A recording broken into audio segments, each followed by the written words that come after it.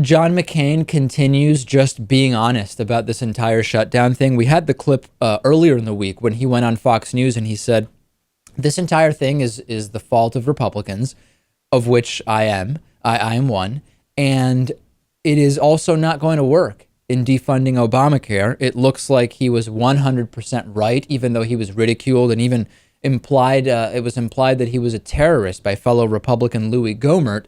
And now Ross Story is quoting John McCain as having saying Republicans have lost this battle. With the government shut down now in its third week, John McCain yesterday urged members of his party to stop digging. He said, quote, "It's very, very serious. Republicans have to understand we have lost this battle, as I predicted weeks ago, that we would not be able to win because we were demanding something that was not achievable."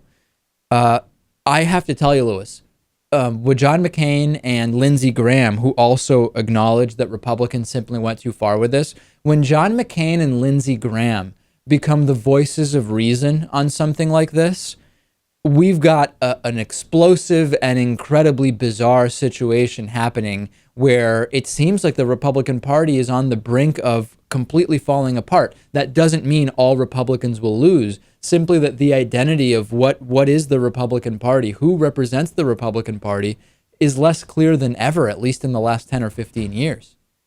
And considering we need more than two parties in this country, maybe that's a good thing. But at the same time, there are just too many outside influences to allow any fragmented parties like the Tea Party or what have you to succeed. Let's not let John McCain completely off the hook just because he said a couple of honest things. He's the one who unleashed Sarah Palin upon this country, and we have now been dealing with Sarah Palin and her absurd ideas for years now as a result of John McCain. We can't just say he's a great guy, you know? I don't know. Come on, David. I think we can blame his staffers and advisors for that one. I don't think we can directly blame him. Lewis, are you familiar with the term, the buck stops here? Yes.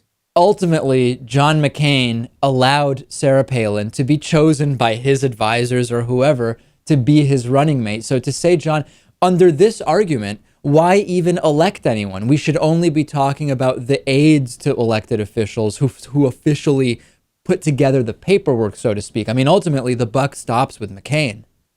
I guess. Well, I feel he got duped too. I think we all got duped by Sarah Palin. Yeah, that's for sure.